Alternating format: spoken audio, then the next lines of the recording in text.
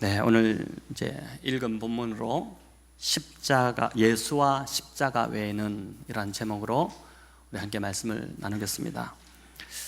살면서 느끼는 것이지만 정말 인생은 실패를 통해 배운다는 말이 맞는 것 같습니다. 사람이 계속 잘 나가기만 하고 또 하는 일마다 성공하기만 하면 일은 성공할지 몰라도 또 돈은 좀 벌지 몰라도 그 인생은 절대 성장할 수 없고 성숙할 수 없습니다. 실패해 보아야 자신이 부족하다는 것을 절절히 깨닫게 되고 또 낙담도 해보고 좌절도 해보아야지만이 내 안에 정말 내 자아가 강하구나. 그래서 그 자아가 이제 깨어지고 다듬어지게 되는 것이죠. 또 이런 실패를 통해 다른 사람의 이제 아픔이 비로소 이제 마음으로 또 눈에 들어오기 시작합니다. 다른 사람의 아픔에 동참할 줄 알고 또 기쁨에 기뻐할 일이 있으면 함께 기뻐해 줄 줄 아는 그런 공감 능력이 생기는 것이죠. 인간이 되어가고 이제 어른이 되어가는 것입니다. 주중에 제가 아는 한 분을 만났는데 이분이 나름 이제 이런 고백을 했습니다. 이분이 나름 그 업계에서는 참 그 일을 참 잘 하시는 분인데 일을 잘하다 보니까 다른 사람들이 하는 일이 성에 차지 않는 것입니다. 눈에 들어오지 않는 것이죠. 그래서 아래 사람들에게 늘 입버릇처럼 하는 말이 나는 되는데 왜 너는 그게 안 되냐, 이 말을 이제 하니까 주변 사람들이 너무 이제 힘들어하는 것입니다. 이분이 그때까지도 자신을 잘 이렇게 보지 못하다가 결혼을 하고 나서야 비로소 깨어지기 시작했습니다. 결혼을 참 잘한 것이죠. 아내에게도 똑같이 그런 방식으로 이제 대하다 보니까 이제 아내가 어떻게 살 수 있겠습니까? 하루는 이제 아내가 정색을 하고 하는 말이 당신은 살아보니까 공감 능력이 제로다. 이 말을 하니까 충격을 받은 것입니다. 나름 자기는 참 나이스하고 괜찮은 남편이다, 괜찮은 사람이다 생각했는데 가장 가까이에서 사는 그 아내가 당신 영 아니다 이렇게 해버리니까 이제 이분이 그때서야 자기 인생에 지진이 일어나기 시작하면서 내가 문제가 있구나 이거를 이제 깨닫기 시작한 것이죠. 이분이 비로소 이제 그때 깨어지기 시작하면서 다른 사람의 연약함을 공감해주는 그 성숙함이 생기기 시작했다고 그런 고백을 했습니다. 이처럼 인생의 실패는 나를 깎아내고 다듬는 그런 시간이기도 하고 다른 사람을 공감할 줄 아는 이제 성숙되는 시간이기도 합니다. 그래서 인생의 실패가 그 당시는 참 힘들겠지만 그게 복인 것이죠. 이렇게 실패로 다듬어진 분들을 보면 공통점이 있는데 외유내강이라는 단어가 떠오릅니다. 겉으로 보기에는 이제 그 속으로는 굉장히 강직하면서도 또 나름 그 깊은 그런 인생을 가지고 있으면서도 겉으로는 아주 부드럽고 따뜻하고 또 사랑할 줄 아는 그런 어른의 모습을 가지게 되는 것이죠. 실패가 참 유익인 것은 실패는 더 나아가 자기를 의지하지 않고 하나님을 의지하도록 만듭니다. 나 자신이 결코 의지할 대상이 아니구나. 이게 이제 참 처절하게 이런 실패를 통해서 깨달아지는 것이죠. 그래서 실패가 진짜 복인 것입니다. 여러분 인생의 실패를 감사하며 살아가시기를 바랍니다. 오늘 본문 3절을 보니까 이제 전혀 바울의 모습 속에서 바울답지 않은 그 모습을 만나게 되는데 우리 3절을 같이 읽어보겠습니다. 내가 너희 가운데 거할 때에 약하고 두려워하고 심히 떨었노라. 바울이 고린도 교회에 처음 들어와서 이제 내가 너희 가운데 거할 때에, 즉 고린도 교회에 들어왔을 때 고린도 교회를 막 세울 때에 약하고 두려워하고 심히 떨었다 이렇게 합니다. 바울이 빌립보 감옥에서 매 맞고 갇혔을 때도 그가 떨지 않았습니다. 오히려 소리 높여서 찬송하고 기도하고 감사했었죠. 또 절대 권력자였던 총독 베스도와 그리고 또 아그리빠 왕 앞에서도 그가 절대 떨지 않고 담대히 복음을 선포했던 그러한 사람인데 유독 고린도에 들어와서 그가 심히 두려워하고 떨었다 이렇게 하고 있습니다. 여러분 왜 그랬을까요? 아덴에서의 실패의 경험이 그를 이렇게 주눅들고 위축시켜버린 것입니다.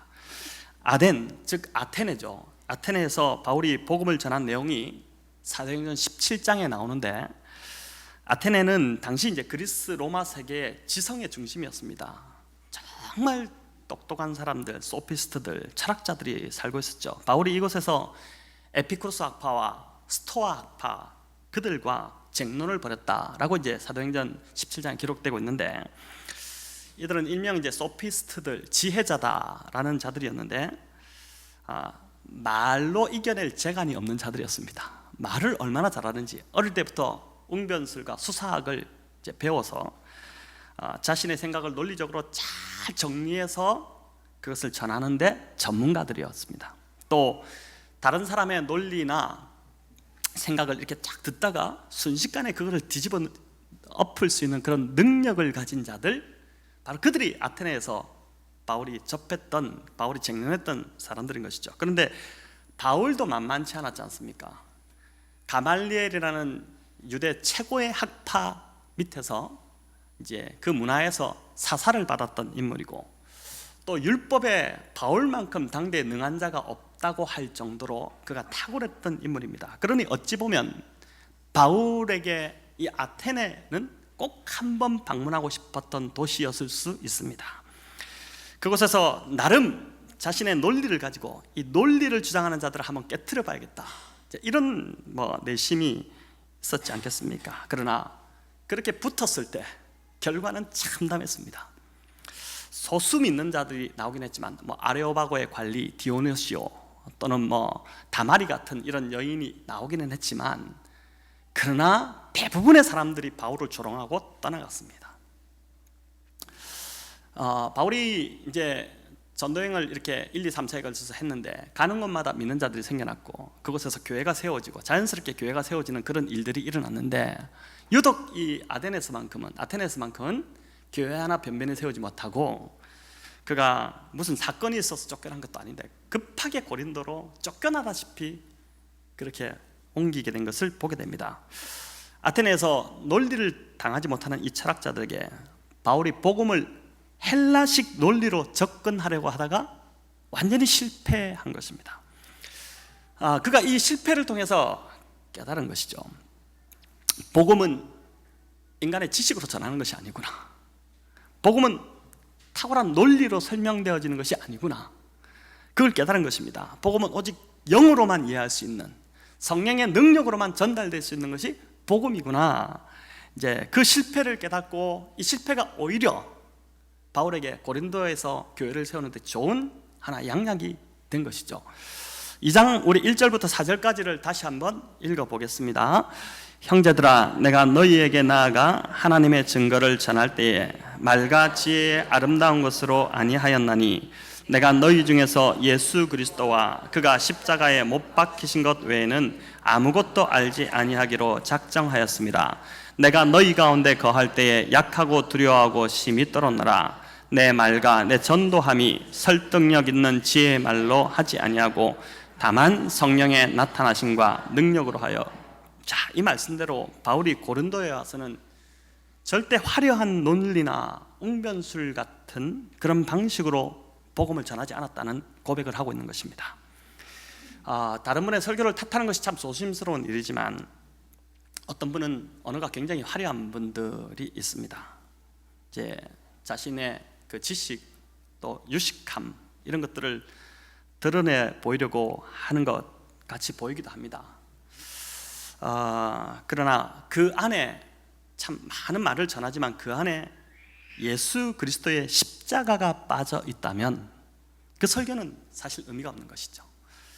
설교에서 여러저러 이야기를 할 수 있겠지만은 설교 전체가 끝날 때 설교를 들은 자들 속에서 하나님에 대해서 좀 더 이렇게 밝히 하나님이 가까이 다가오고 하나님을 드러내는 설교가 되지 않는다면, 예수 그리스도의 그 십자가가 다가오는 설교가 되지 않는다면 그 설교는 실패한 설교지 않겠습니까? 비단 설교뿐만 아니라 사람에게 복음을 전할 때도 이런 방식으로 마치 소피스트들처럼 말하는 분들이 있습니다. 뭔가 많은 걸 아는 것처럼 말하는데 가만히 들어보면 굉장히 사변적입니다. 복음이 빠져 있으니까 뭔가 많은 지식을 이야기하는데 굉장히 복잡하고 무슨 말인지 이해하지 못하겠고 이제 그렇게 되는 것이죠. 고린도에서 바울은 이런 모든 거품을 다 제거하고 아주 쉽고 분명하게 전하려고 노력했습니다. 이런 거품을 다 빼버린 이유는 이제 그가 전하는 것을 통해서 오직 예수님 그 한 분, 그분이 어떤 분이신지와 또 그분이 십자가에 못 박히신 그 십자가가 어떤 의미인지 오직 그것만을 전하고자 그렇게 했던 것이죠. 그래서 5절에 이렇게 이야기합니다. 우리 5절도 같이 읽습니다. 너희 믿음이 사람의 지혜에 있지 아니하고 다만 하나님의 능력에 있게 하려 하였노라. 아멘. 자, 메시지 성경으로 제가 이것을 보니까 더 이해가 쉬워서 좀 가져왔는데 메시지 성경 5절을 제가 한번 읽어보겠습니다. 여러분의 믿음의 삶이 나나 다른 누구의 지적이고 감정적인 화려한 말솜씨에서 비롯된 반응이 아니라 하나님의 능력에서 비롯된 반응인 것이 분명해졌습니다. 그러니까 고린도 교인들의 믿음이 자라난 것은 사람의 말솜씨 때문에 자란 것이 아니라 복음의 능력, 그 복음의 능력의 내용 거기에 있었다는 것입니다. 그런데 바울이 이것을 이렇게 더 계속 강조하고 있는 이유가 또 다른 이유가 있습니다. 여러분, 고린도라는 이 도시는 그 헬라 세계 속에서 또 아테나하고 굉장히 좀 가깝습니다. 그 거리 속에서 있었기 때문에 고린도 역시 아테네처럼 이제 화려한 웅변술, 말 잘하는 것을 굉장히 높이 좀 쳐주는 그런 분위기가 형성되어 있었습니다. 그래서 교회 안에서도 묵묵히 복음대로 그냥 이제 말씀대로 살아가는 자, 그런 자들보다는 말을 좀 잘하는 자, 말이 매끄러운 자, 뭐 이런 자들을 더 인정하고 막 높여주고 이런 분위기가 교회 안에 형성되어 있었던 것이죠. 여러분, 그 대표적인 인물이 누구였냐면 아볼로였습니다. 아볼로가 누구입니까? 바울이 고린도 교회를 세웠고 그리고 1년 6개월 동안 목회를 한 이후에 떠난 후에 그 교회를 그 다음으로 들어가서 목회했던 사람이 바로 아볼로입니다. 이 아볼로가 사도행전 18장에 소개되는데 그가 알렉산드리아 출신이었다 이렇게 나옵니다. 자, 우리 한번 사도행전 18장 24절 읽어봅니다. 알렉산드리아에서 난 아볼로라 하는 유대인이 에베소에 이르니 이 사람은 언변이 좋고 성경에 능통한 자라. 자, 알렉산드리아는 로마 다음으로 당시 컸던 제2의 도시입니다. 로마 세계에서. 그리고 대학의 도시로 유명했습니다. 여기에는 수많은 지혜자들이 많았고 무엇보다도 그 당시 세계에서 가장 큰 도서관이 알렉산드리아에 있었습니다. 그 영향으로 이제 책을 가까이 하면서 아마 자랐을 테고, 특별히 성경의 유대인이다 보니까 능통한 자라고 그러죠. 근데 이 사람이 언변까지 좋았다고 합니다.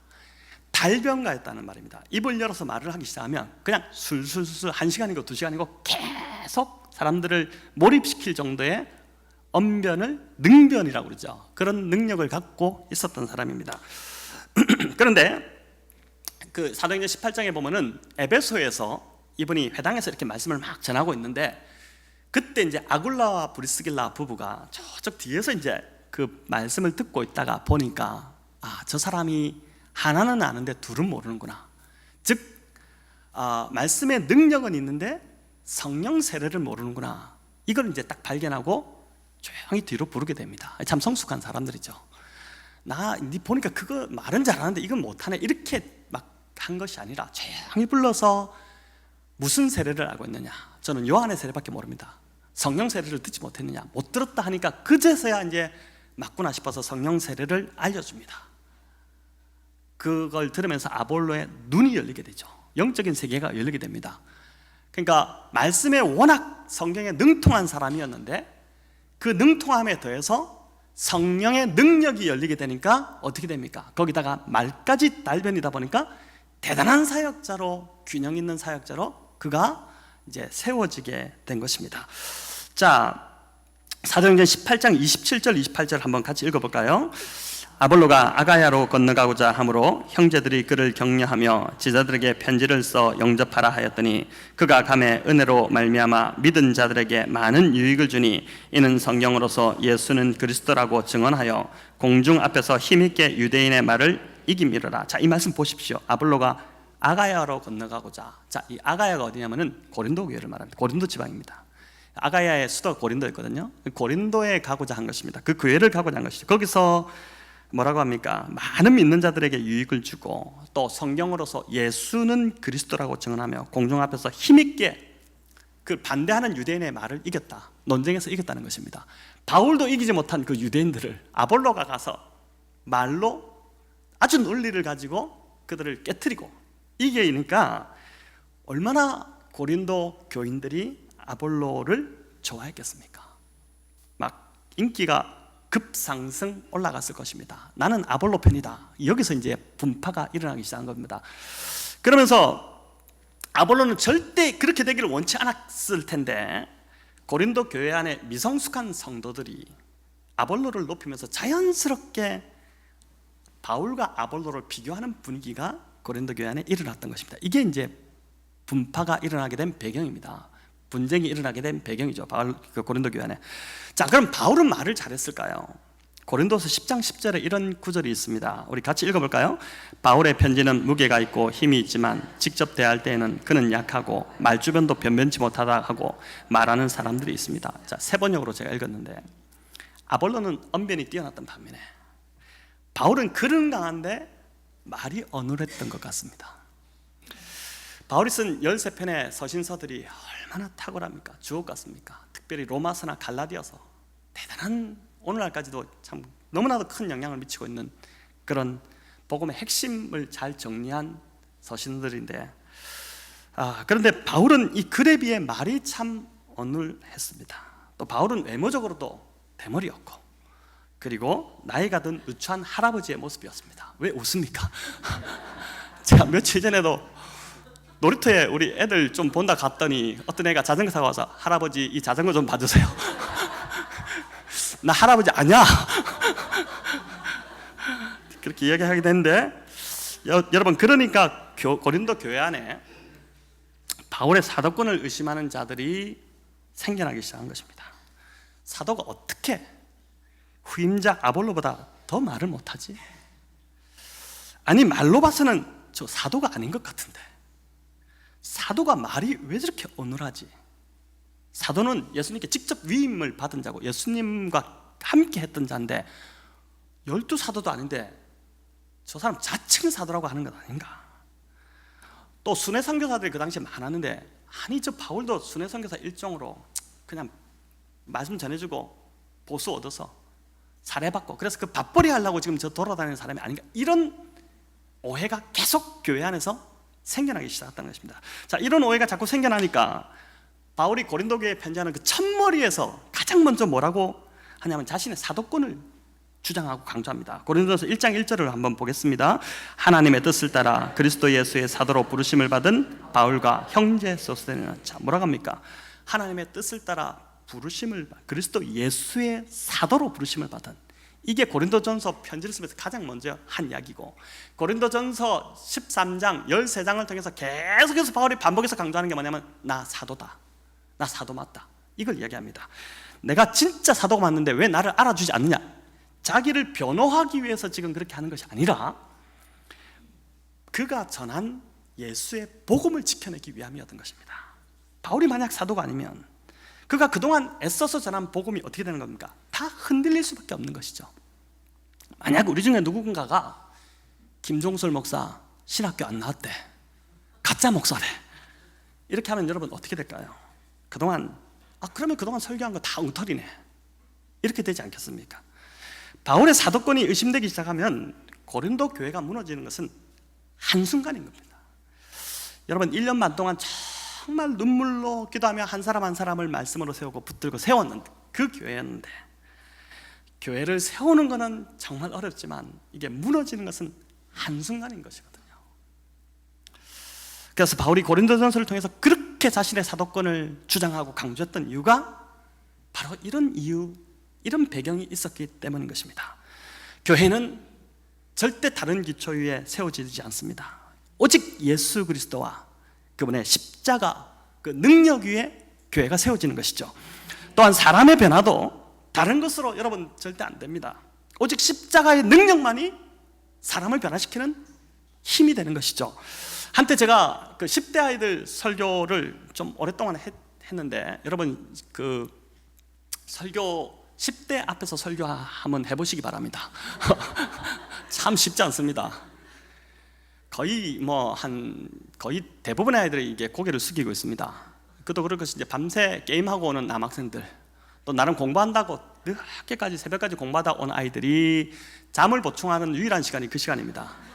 그렇게 앉아 있는데 한 번은 이제 그때가 지금 아마 이제 십자가의 은혜를 다시 한번 이렇게 다시 통과하고 있던 그런 때였는데 설교가 이제 계속 십자가 설교만 그렇게 나오기 시작했습니다. 몇 주를 연속해서 십자가를 계속 외치는데 예화 하나 없이 그 딱딱한 십자가를 이야기하는데 여러분 얼마나 힘들겠습니까? 갖다나 힘든 아이들 더 죽어가 나는 거죠. 근데 그 상황에 어떤 한 여자아이에게 그 말씀이 들어가기 시작했습니다. 마음이 터치되기 시작하면서 이 아이가 어느 날부터 보니까 이 앞쪽에 이렇게 앉아가지고 눈물을 흘리면서 설교를 듣기 시작하는데 설교하는 내도록 몇 주간 계속 웁니다. 왜 울었을까요? 그 십자가 앞에서 자신의 죄성이 드러난 것입니다. 그 죄성을 깨달은 것입니다. 내가 얼마나 내가 지금 지은 죄가 죽을 수밖에 없는 죄인가, 이것이 깨달아지기 시작한 거고, 그러면서 그 십자가에서 주님이 대신 죽으심으로 이 죄가 해결됐다는 그 사랑이 그 아이에게 그렇게 들어가기 시작한 것이죠. 여러분 그때 그 아이가 그렇게 변화되더니 며칠 전에도 전화 왔습니다. 결국 지금은 좋은 사역자가 되어서 목회자의 길을 지금 걸어가고 있는 그런 상황인 것이죠. 여러분 우리는 이웃에 복음을 전할 때도 십자가 이야기하기를 꺼려합니다. 주로 전도할 때 우리가 많이 하는 이야기는 우리 교회 한번 와봐, 우리 교회 정말 좋아, 이 정도 그치죠. 이것도 대단합니다만은 왜 십자가 이야기를 하지 않습니까? 이상한 사람 취급받을까 싶어서 그런 것이죠. 고린도전서 1장 18절에 그 이야기를 합니다. 바울이 그렇게 이야기합니다. 함께 읽습니다. 십자가의 도가 멸망하는 자에게는 미련한 것이요 구원을 받는 우리에게는 하나님의 능력이라. 자, 보니까 바울의 때나 지금이나 세상 사람들이 들을 때는 십자가는 진짜 미련한 것입니다. 바보 같은 이야기입니다. 그러나 바울이 뭐라고 이야기하냐면은 오직 이 십자가가 구원을 얻는 하나님의 능력이다, 그렇게 얘기하는 것이죠. 우리 고린도서 1장 21절도 같이 있습니다. 하나님의 지혜에 있어서는 이 세상이 자기 지혜로 하나님을 알지 못하므로 하나님께서 전도에 미련한 것으로 믿는 자들을 구원하시기를 기뻐하셨도다. 아멘. 자, 여기서 전도가 무엇인지, 이렇게 설교도 될 수 있고 또 복음을 전하는, 여러분들이 복음을 전하는 그냥 그 전도 되는 건데, 이어나오는 22절 24절이 이제 보여주는데 읽습니다. 유대인은 표적을 구하고 헬라인은 지혜를 찾으나 우리는 십자가에 못 박힌 그리스도를 전하니 유대인에게는 꺼리를 끄는 것이요 이방인에게는 미련한 것이로되 오직 부르심을 받은 자들에게는 유대인이나 헬라인이나 그리스도는 하나님의 능력이요 하나님의 지혜니라. 아멘.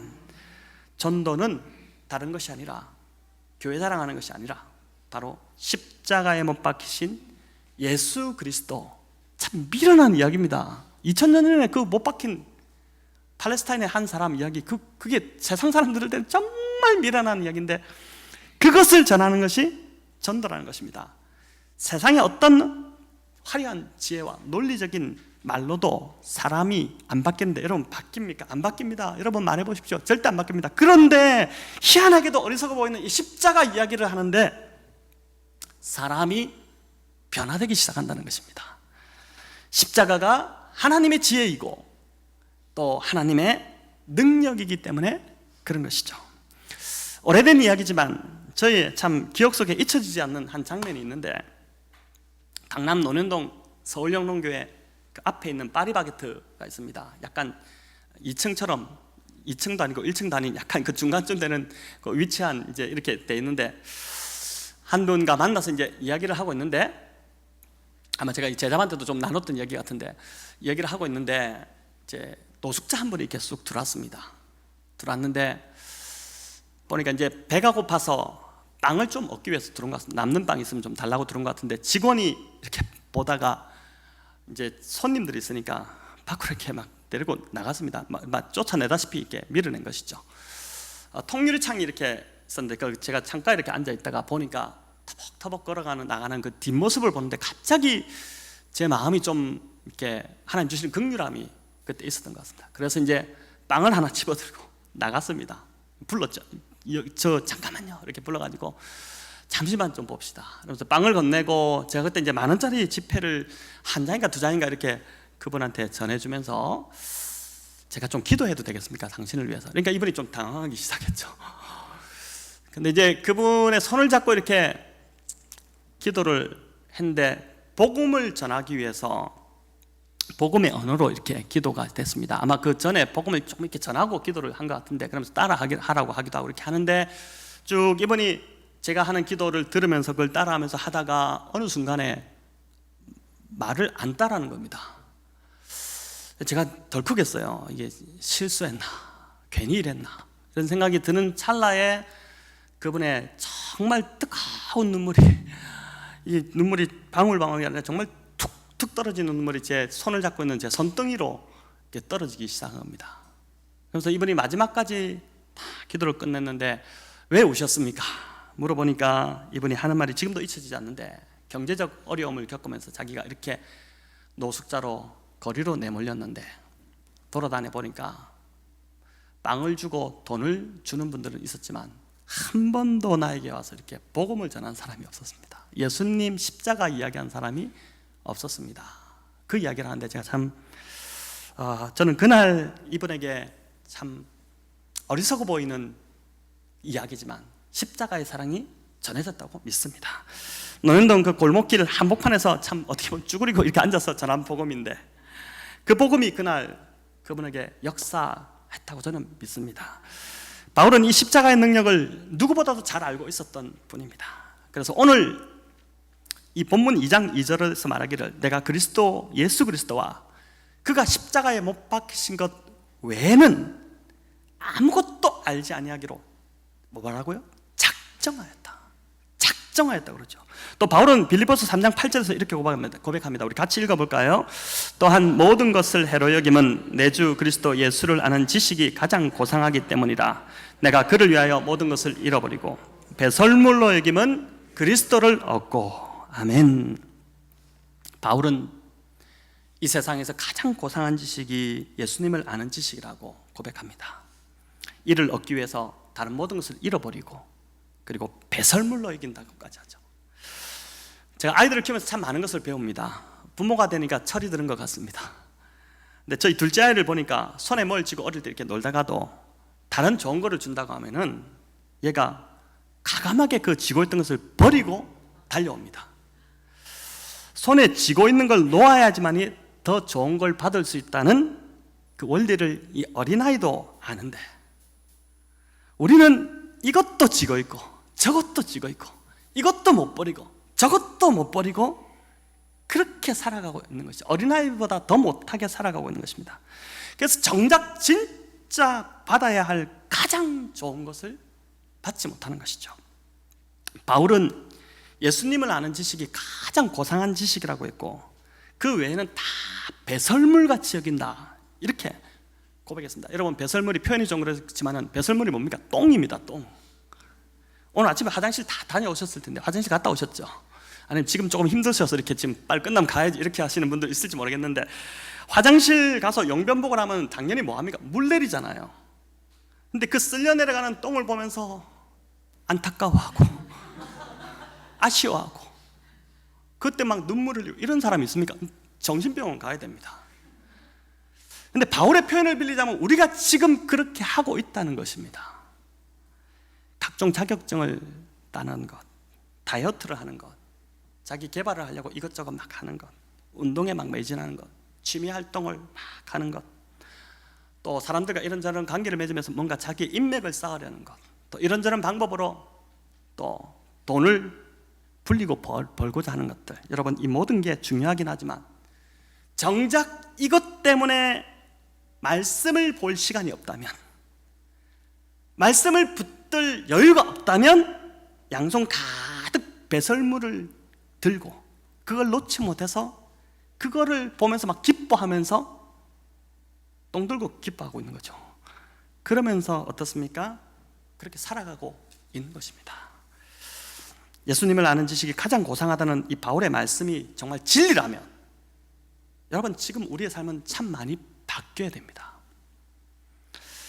지금 다른 것 좀 놓쳐도 말씀을 읽고 말씀을 붙드는 이 일을 당장 오늘부터 가장 우선순위에 둬야 하는 것이죠.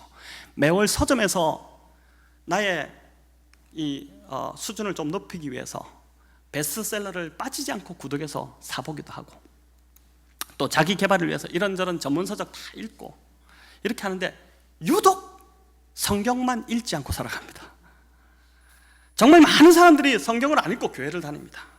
그래서 신학자 제임스 베커 같은 분은 뭐라고 말씀하시냐면, 오늘날 성경을 믿는 사람은 많지만 성경을 읽는 사람은 극소수다. 특별히 교회 다니는 사람들, 그렇게 표현한 것이죠. 예수님을 알 수 있는 가장 확실한 길 뭡니까? 성경입니다. 이거 우리한테 이렇게 주셨어요. 구약의 인물들이 그렇게 우리를 보면서 지금 천국에서 부러워하는 것이 이 말씀이 지금 우리에게 주어져 있다는 이 사실입니다. 이 말씀을 통해서 우리가 주님을 알아가는 지식을 얻게 되는 것이고, 하나님이 어떤 분이신지 알게 되는 것이고, 십자가의 능력이 무엇인지, 십자가의 의미가 무엇인지 이 말씀에 다 있는데도 불구하고, 말씀을 통해 변화되는 것임에도 불구하고 우리는 너무나도 이 말씀을 멀리하고 있다는 이 참 아이러니한 현실인 것이죠.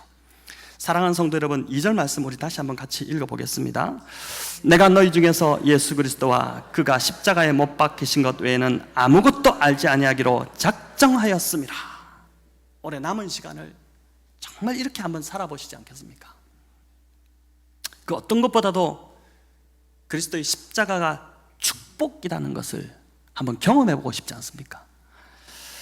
주일에 오셔서 전해드리는 이 말씀만 들음으로 만족하지 마시고요, 성경을 펴서 고린도전서를 직접 좀 읽어보시기 바랍니다.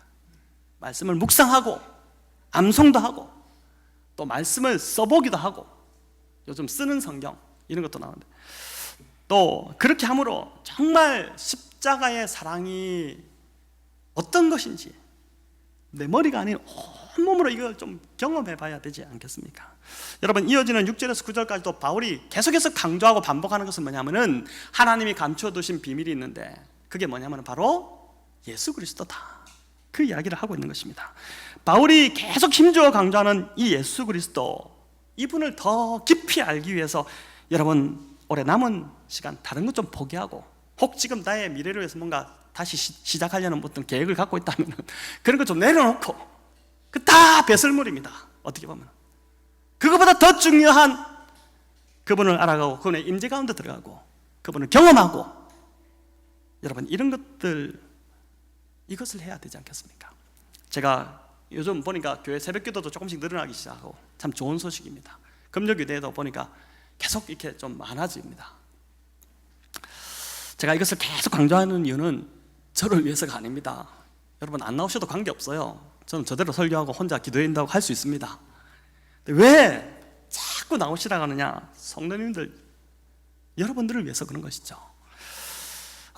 내가 누구인지에 집중하고 우리는 계속 살아갑니다. 근데 그렇게 살아보시면서 아시겠지만 그렇게 살면 굉장히 버겁고 삶이 힘겹습니다.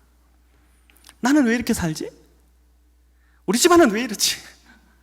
나는 왜 이렇게 노력하는데도 힘들지?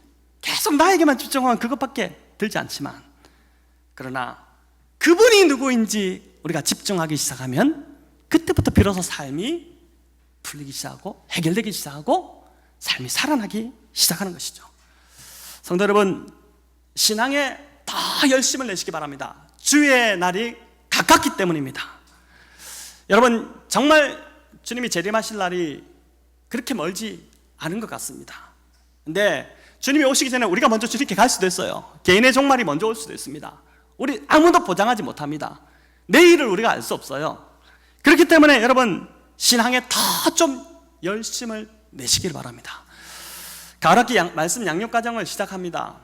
또 우리 한가족 교육도 있고 오늘 또 중년 홈빌더도 하고 하는데 대충 하려고 하지 마십시오. 그럼 좀 더 열심을 내셔 말씀을 통해서 주님을 알아가려고 힘쓰셔야 됩니다. 남미의 에콰도르의 요카 부족, 참 식인 부족으로 살아가던 그 형편없던 부족에게 복음을 전하기 위해서 젊은 5명의 청년들이, 그 참한 젊은 친구들이 선교지로 갔지 않습니까? 여러분, 거기서 충분히 저항할 수 있었고 총을 가지고 있었음에도 불구하고 총을 쏘지 않고 그대로 순교한 그 짐 엘리엇, 이분이 남기신 유명한 말을 여러분 많이 들어보셨을 텐데 이렇게 말씀하셨죠. 영원한 것을 얻기 위해 영원하지 않는 것을 버리는 자는 절대 어리석은 자가 아니다. 영원한 것을 얻기 위해 영원하지 않는 것을 과감히 가지치게 하고 버릴 수 있는 자는 그 바보가 아니라는 것입니다. 여러분, 영원한 것, 영원한 분 예수 그리스도, 그분을 얻기 위해 여러분 영원하지 않는 것 과감히 여러분의 삶에서 가지치셔야 됩니다. 그리고 그분을 얻기 위해 저와 여러분의 삶의 우선순위를 조정하고 하나님의 말씀 붙들기를 힘쓰고 그 말씀을 통해서 십자가를 경험하고 우리의 삶이 바뀌어지는 그런 은혜가 저와 여러분 가운데 있기를 우리 주님의 이름으로 축원합니다.